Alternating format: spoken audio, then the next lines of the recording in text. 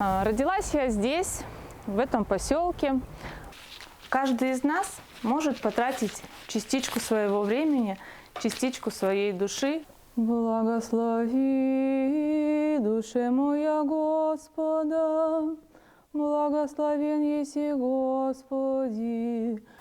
Вот, собственно говоря, кабинет, в котором располагается наша славянская община. Семья у меня на данный момент муж, 2 детей. Там перцы у меня растут, тут помидоры, на той грядке огурцы. В итоге на одном из предпоследних собраний я прихожу и говорят: мы решили тебя выбрать председателем родительского комитета, если ты не против. Ну а по основной специальности я аппаратчик химводоочистки. Работаю я на котельной. Женщина на селе – кто она? Это труженица, хозяйка и очень часто общественница, активистка, не ищущая признания. И об одной из таких женщин с прекрасным именем Светлана хочется рассказать.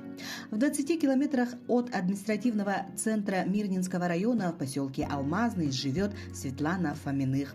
Помимо своей основной работы, наша героиня – мама 2 детей, активная общественница. Семья у меня на данный момент муж, 2 детей, старшая дочка в 7 классе, вот в этом году в ноябре уже 14, уже паспорт получать. Вот. Младшая у меня в 1 классе, 7 лет, в сентябре будет 8, заканчиваем 1 класс, уже все, уже большая взрослая девочка. Девочки у меня творческие, наверное, есть в кого. Старшая у меня дочь играет на фортепиано, 7 класс заканчивает, в следующем году выпускной. Я тоже закончила музыкальную школу в свое время, тоже по классу фортепиано. Вот. Младшая сейчас ходит на занятия по хореографии, у них там и танцы, и музыкальная грамота, то есть все это изучают. В художественную школу тоже пошла, тоже пытается там рисовать. Между прочим, неплохие такие интересные работы у них получаются. Иногда смотришь, думаешь, я бы, наверное, так не нарисовала. Вот. Замужем уже 14 лет, получается, замужем. Вот. Муж у меня замечательный. Все, то, что сделано в доме, сделано его руками. Двор мой тоже, грядки, беседки, то есть это все его работа. Вот.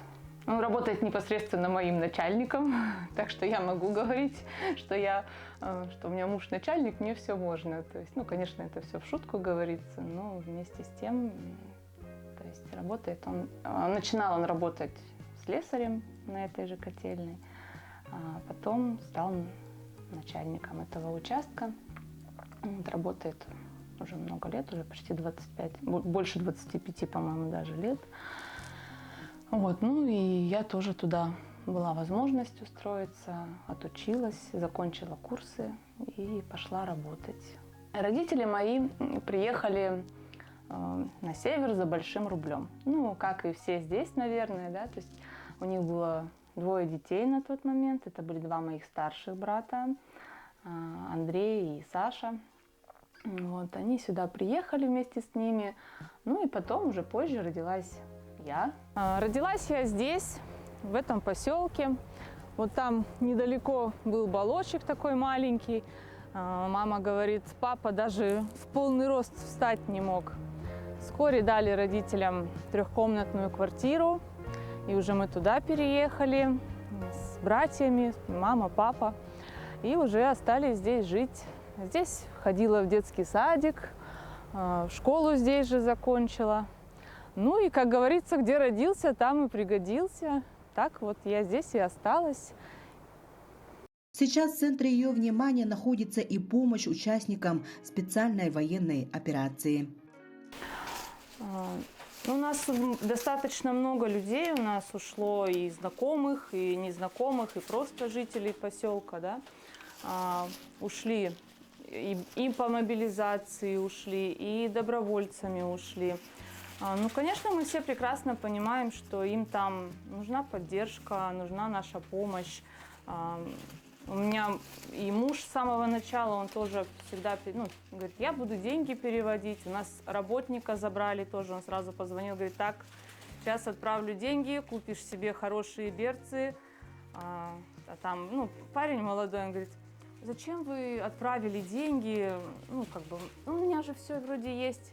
Он говорит, знаешь, я, говорит, тут, я там тебе помочь не могу, но я отсюда тебе могу помочь.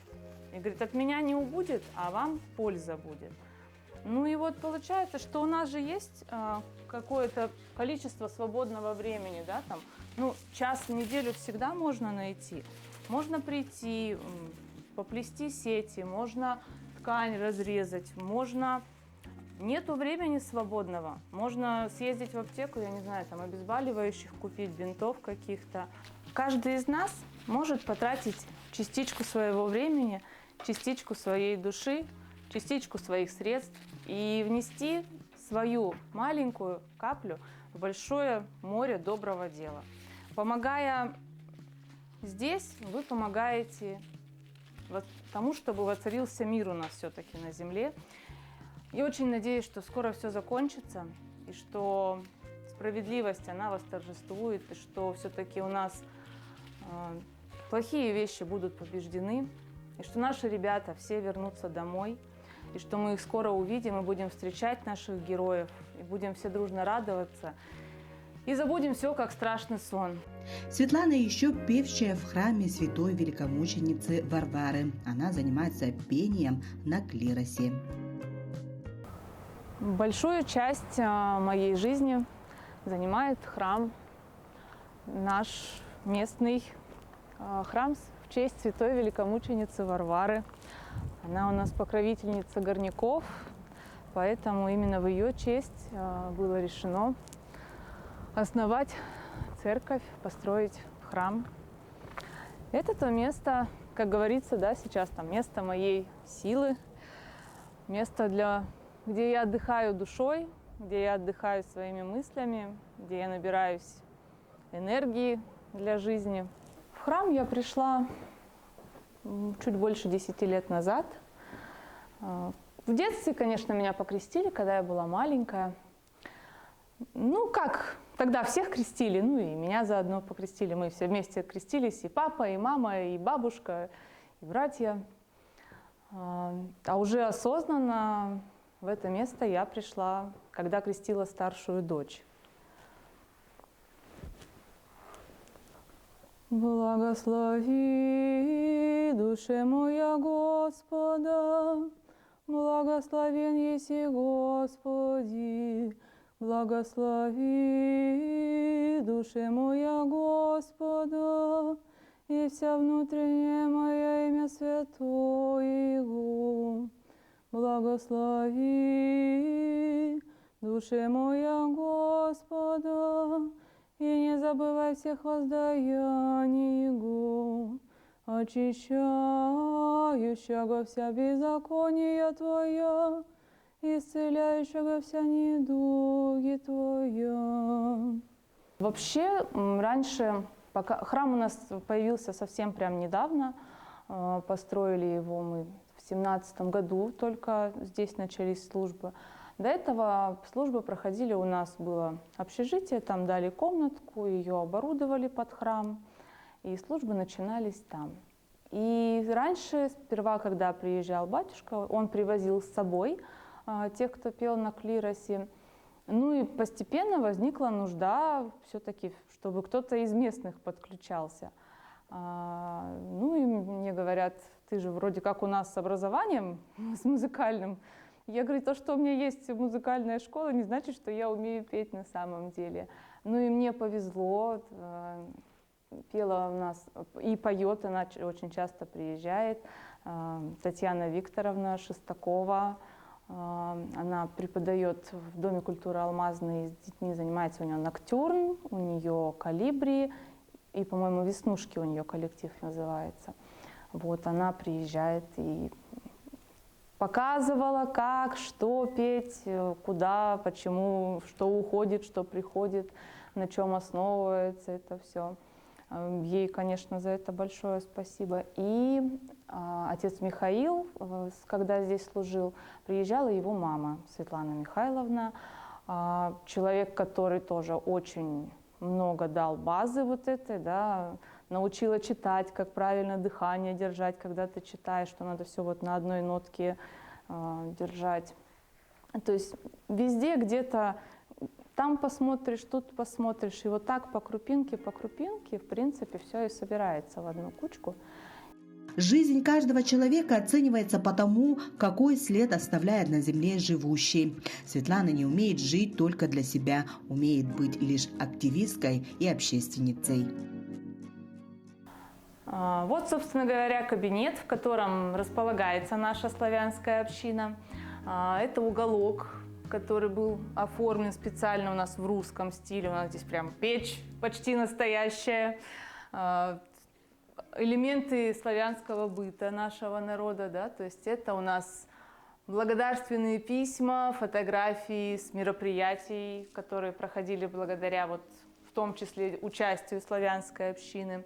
То есть здесь элементы сундук резной, очень красивый, Бекусова, да, работа. Был у нас очень замечательный мужчина, который занимался резьбой по дереву. То есть очень во многих домах нашего поселка о нем осталась память в виде вот таких замечательных вырезанных вещей. Вот. Это баннер наш, почему наша славянская община называется так, да, то есть это богиня Лада. Именем Лада наши предки называли также весь строй жизни. Лад, где все должно быть ладно, то есть хорошо. Все люди должны уметь ладить друг с другом. Жена называла любимого Ладо, а он ее Ладушкой. Лады, говорят люди, когда решили какое-то важное дело. А в древности ладником называли уговор о приданом. Лады – помолвка, ладила – сват, латканя – свадебная песня.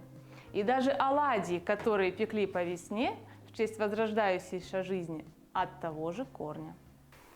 Еще когда в школе училась, у нас был центр образования в 8-й школе тогда находился, и была возможность у нас по субботам ездить, получать какую-то профессию, и я тогда выбрала парикмахерское искусство.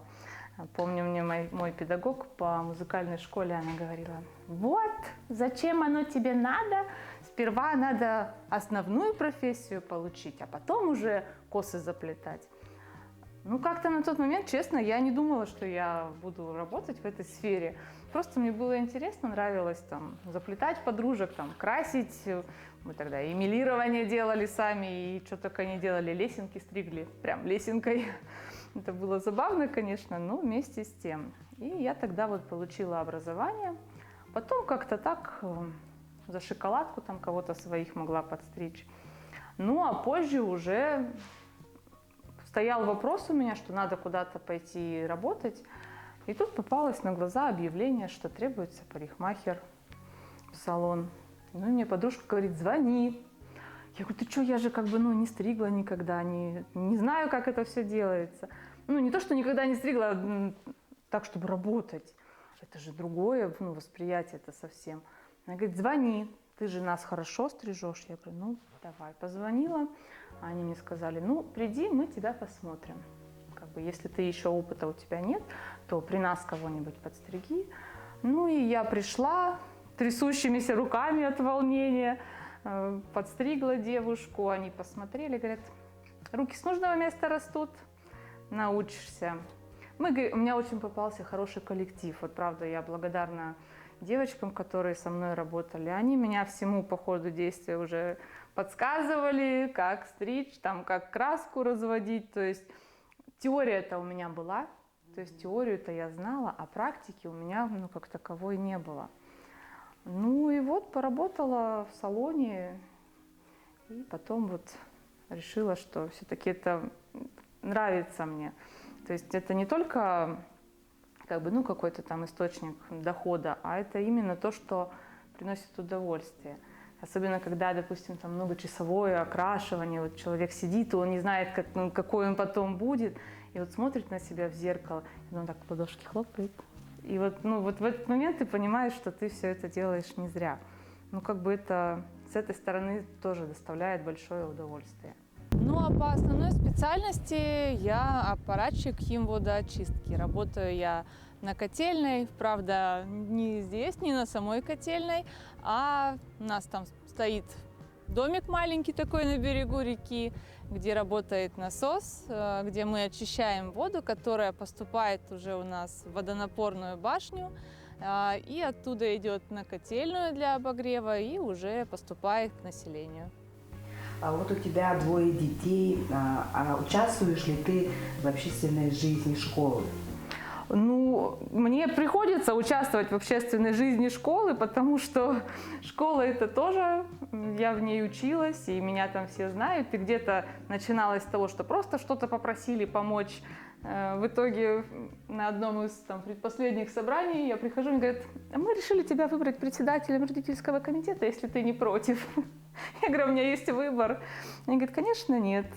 Поэтому, да, я являюсь председателем родительского комитета в школе. Вместе с директором, у нас очень хороший директор, Леонид Леонидович Желсараев. Он такой человек, который, ну, как и я, наверное, да, вот за любой кипиш, кроме голодовки. Мы пробуем подавать заявки на различные гранты. У нас сейчас на рассмотрении грант на танковые бои. Хотим заказать танки детям, чтобы они вот пробовали, то есть танки советского времен Великой Отечественной войны, то есть там советские танки и танки немецкие, да, то есть именно показать тактику боя, научить чему-то. Вот недавно у нас, благодаря меценату Мирнинскому, да, это женщина, которая тоже сын на СВО, она помогла нам заказать медали. Мы провели проект «Медали, награды Великой Отечественной войны». И вот накануне 9 мая вместе с Леонидом Леонидовичем и у нас Баир Григорьевич, он руководитель юноармейского отряда, да, на базе школы созданного. Уже вместе мы провели уроки, рассказали про то, какие, за что давались, какие награды. То есть это все ордена, все медали. Ну, я какие-то ордена вообще в первый раз видела, и, ну, это даже мне самой было интересно. Вот. Скоро будет там награждение, вот завтра у нас будет грань успеха, когда награждают лучших учеников. Очень меня радует, что мои дети в числе награждаемых. Вот. Ну и в прошлом году, и в этом году тоже я как активный родитель, человек с активной жизненной позицией, тоже я вручала определенные награды тем детям, которые также стремятся в чем-то участвовать, нужном и важном. Я знаю то, что ты совсем недавно участвовала в конкурсе «Этная краса». Что за это был конкурс? Ой, это был такой... Вообще этот конкурс проводился впервые в Мирнинском районе. Честно, я не знаю, есть ли где-то еще аналоги, да, такому мероприятию, но это было, правда, вот грандиозное какое-то, ну, для меня лично грандиозное событие. Вообще мне позвонила председатель нашей общины, она отправила мне вот эту вот рекламку, ну, объявление, что набор девушек, которые вот, значит, представительниц культур, представительниц национальностей, да, надо было записать видеоролик про себя, рассказать, это был отборочный тур.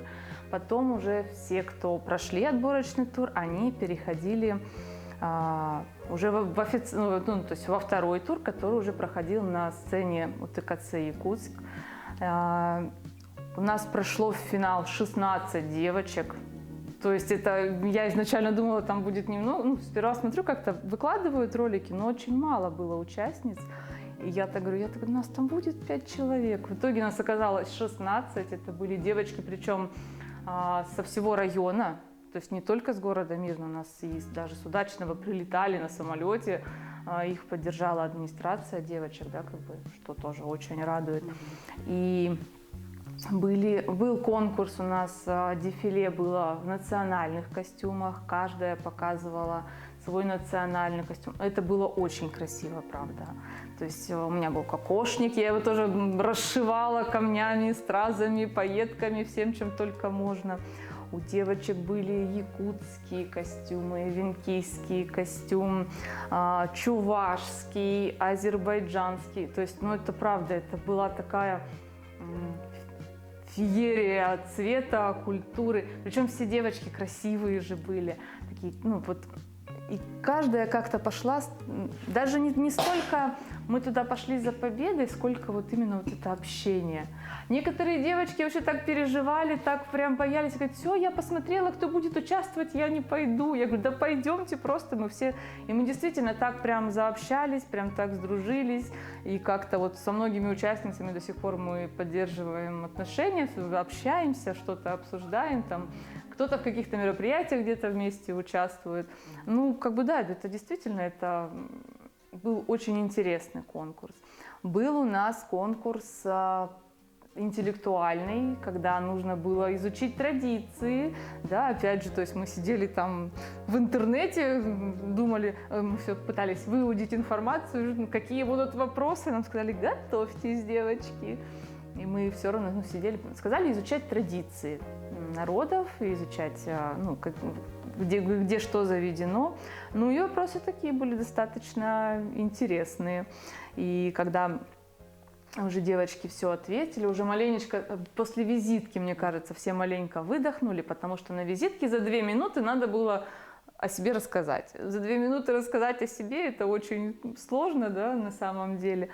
Но получилось очень интересно. Кто-то пел, у кого-то танцы были, кто-то стихи читал, кто-то рассказывал, у кого-то видеоролики сопровождались. То есть, ну, правда, вот с девчонками пообщались. И были девочки, которые вообще микрофон в руки никогда не брали, и им было так страшно, они так переживали. Ну, ничего, справились, тоже там ходила, всех поддерживала. И они потом, мне достался титул «Этнодружба».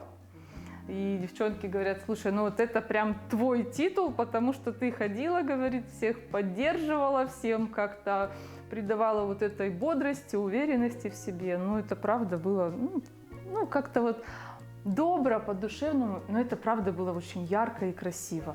Был потом, конечно, выход у нас в вечерних платьях, когда девочки уже просто себя показывали. И это тоже было красиво. Ну, правда, это был конкурс красоты. Конкурс такой яркий, весенний, он проходил в первый день весны. Ну, правда, это было очень здорово. Вот, правда, спасибо организаторам, что они все это организовали, потому что это большие усилия.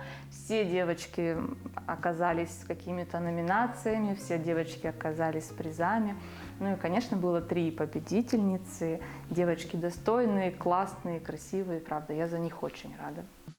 Оставшееся время заботливая мама посвящает своему хобби – огородничеству. Там перцы у меня растут, тут помидоры, на той грядке огурцы, редиска, базилик, укроп, клубника растет у меня, морковка, естественно, свекла, кабачки, из зеленушки вот салатики всякие, горох обязательно. Почему-то я его как-то раньше не садила, а позапрошлом году посадила, и посадила так 2 рядочка, кинула, что вырастет, не вырастет. И в итоге у меня девочки все лето его таскали. Говорит, мама, почему ты так мало посадила? Вот. Пробовала кукурузу сажать, у меня вымахала такая дура, здоровая, а кукурузинка там вот такусенькая выросла. Я говорю, так, это не мое, кукурузу сажать я не буду. Поэтому сажаем все остальное. Односельчане говорят о Светлане, что она умеет собирать вокруг себя единомышленников, объединенных общей идеей, полностью за порученное дело.